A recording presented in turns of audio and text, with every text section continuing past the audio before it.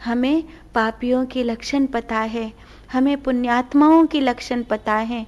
निरहंकारी व्यक्ति कैसे जीता है हमें उसका पता है, अहंकारी व्यक्ति कैसे जीता है हमें उसका भी पता है। विनम्र कैसा होता है, अकड़ा हुआ कैसा होता है, भूखा कैसा होता है, झिका हुआ कैसा होता है, अमीर कैसा होता है, गरीब कैसा होता है, हमें सबके विषय में थोड़ा थोड़ा ज्ञान है। लेकिन हमें ये बिल्कुल पता नहीं है कि एक स्थित प्रज्ञ व्यक्ति कैसा होता है। जब तक हमें ये पता नहीं होगा कि एक स्थित प्रज्ञ व्यक्ति कैसा होता है, वो जो परमात्मा में स्थिर हो गया है, वो व्यक्ति कैसे बोलता है, कैसे चलता है, कैसे बैठता है, अगर हमें इसका कोई ज्ञान नहीं होगा तो हम उसे पहचानेंगे कैसे। अर्जुन ने बहुत प्यारी बात भगवान कृष्ण से कही, इसीलिए भगवान कृष्ण अर्जुन से बोले, पहले प्रश्न का उत्तर देते हुए स्थिर बुद्धि पुरुष को समस्त कामनाओं से रहित तथा आत्मा में ही संतुष्ट हो बतलाते हुए भगवान कृष्ण बोले। श्री भगवान उवाच प्रजहाति यदा कामान सर्वान् पार्थ मनोगतान् आत्मानि एव आत्मना तुष्ट स्थित प्रज्ञ तदा उच्यते। उसके पश्चात श्री भगवान बोले, हे अर्जुन, जिस काल में यह पुरुष मन में स्थित संपूर्ण कामनाओं को भली भांति त्याग देता है और आत्मा से आत्मा में ही संतुष्ट रहता है, उस काल में वह स्थित प्रज्ञ कहा जाता है। भगवान ने बताया कि कौन सी स्थिति है जिसमें कोई व्यक्ति स्थित प्रज्ञ कहलाता है। सबसे पहले दूसरे के विषय में जानने से पहले खुद में जानो। दूसरे में तो आप देख लेते हो, ये अकड़ा हुआ है, ये विनम्र है, ये भूखा है, ये झिका हुआ है, ये पापी है, ये पुण्य आत्मा है, ये दयालु है, ये कठोर है। लेकिन यही बातें अपने में नहीं जान पाते। अपने में पता ही नहीं चलता कि कब मैं निरहंकारी हूँ और कब मैं अहंकारी हूँ, कब मैं अकड़ गया हूँ, कब मैं विनम्र हो गया हूँ। अपने में पता नहीं चलता। अपने में नहीं पता चलेगा तो दूसरे का पता चलने से फायदा भी क्या है। मैं कब दयालु हुआ, कब कठोर हुआ, खुद को कहाँ पता चलता है। सब कहते हैं ये गुस्सा करता है, गुस्सा करते हैं, गुस्सा करते हैं, और मुझे तो लगता ही नहीं कि मैं गुस्सा करता हूँ। तो फिर अगर मुझे ही नहीं लगता कि मैं गुस्सा करता हूँ तो मैं अपने गुस्से को नियंत्रण में कैसे करूँगा। तो भगवान कृष्ण ने किसी दूसरे के विषय में बताने से पहले स्थित प्रज्ञ व्यक्ति किस अवस्था में होकर होता है, पहले तो वो बताया। अर्जुन ये ना पहचाने कि कौन स्थित प्रज्ञ है, अर्जुन स्वयं स्थित प्रज्ञ हो जाए, ये भगवान की अभिलाषा है। भगवान कृष्ण ये नहीं चाहते कि अर्जुन उस व्यक्ति को पहचानना सीख जाए। भगवान कृष्ण ये चाहते हैं अर्जुन स्वयं वो हो जाए। एक है मैंने भगवान को पहचान लिया, मैंने भगवान से प्रेम कर लिया, मैं भगवान के अनन्य हो गया। एक है कि मैं भगवान में समा गया और भगवान हो गया। भगवान अर्जुन को अर्जुन नहीं, भगवान अर्जुन को कृष्ण बनाना चाहते हैं। भगवान चाहते हैं कि अर्जुन उस स्थिति में पहुंचे जिस स्थिति में मैं हूं। यही है एक अंतर। कोई भी इंसान जब किसी को कुछ सिखाता है तो वो उसको वही सिखाता है जो वो सीख सकता है। वो दूसरे व्यक्ति को उस चीज को सिखाता है।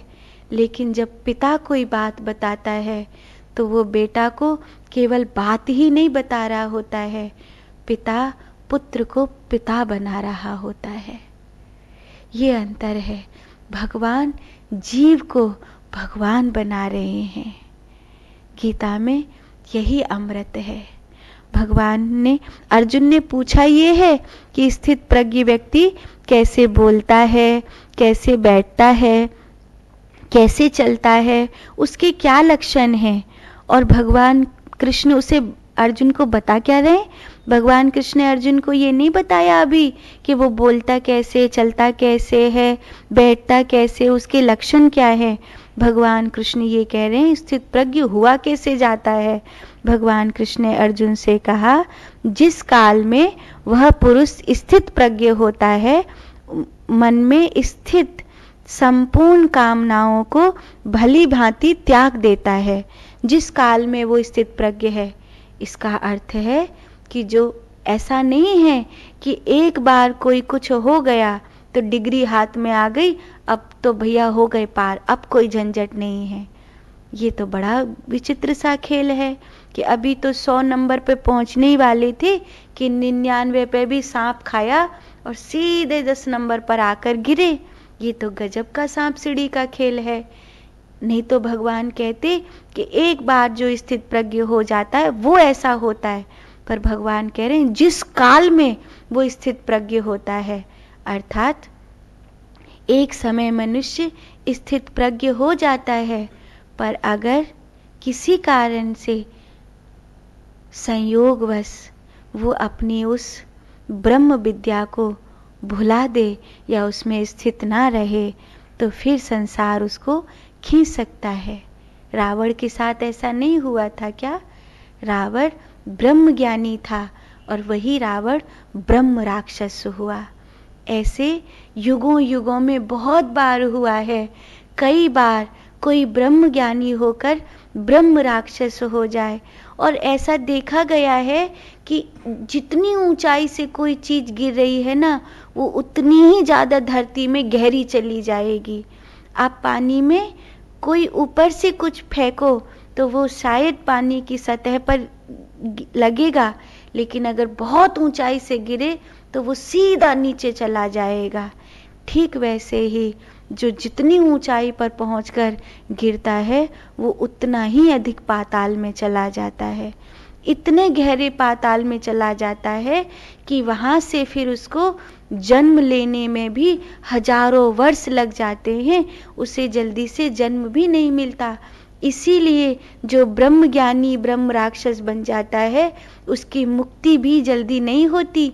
यूं तो किसी को पिंडा पानी भर दिया, पीपल के पेड़ पर लटका दिया तो वो मुक्त हो जाता है, पर जो जितनी प्रबल आत्मा हो जाती है वो अगर गिरता है तो वो तो जल्दी से मुक्त भी नहीं होता, क्योंकि उसे नियति क्षमा नहीं करती, उसे अस्तित्व क्षमा नहीं करता, क्योंकि उसने अमृत पाया था और अमृत पाने के बाद फिर अमृत को छोड़कर विष्ठा के लिए गया, तो उसे फिर परमात्मा जिसने अमृत दिया है वो क्षमा नहीं कर पाते। तो भगवान कृष्ण ये चेतावनी के साथ बोल रहे हैं, ऐसा नहीं बता रहे हैं कि एक बार जो स्थित प्रज्ञ हो जाता है वो हमेशा ऐसा रहता है। वो कह रहे हैं जिस काल में मनुष्य, वह व्यक्ति, वह पुरुष जो मन में स्थित संपूर्ण कामनाओं को भली भांति त्याग देता है और आत्मा से आत्मा में ही संतुष्ट रहता है, उस काल में वह स्थित प्रज्ञ कहलाता है। केवल उसी काल में कहलाता है, आगे पीछे नहीं। जिस काल में आत्मा से आत्मा में ही संतुष्ट रहता है उस काल में वो स्थित प्रज्ञ कहलाता है। अर्थात जिस समय वो आत्मा से आत्मा में संतुष्ट नहीं है, मन चलने लगा, बुद्धि चलने लगी, इंद्रियां चलने लगी, प्रारब्ध भारी पड़ गया, उस काल में वो स्थित प्रज्ञ नहीं है। भगवान कृष्ण समय की धारा को जरूर बता रहे हैं, इसीलिए इस विषय को बहुत गहराई से समझना होगा।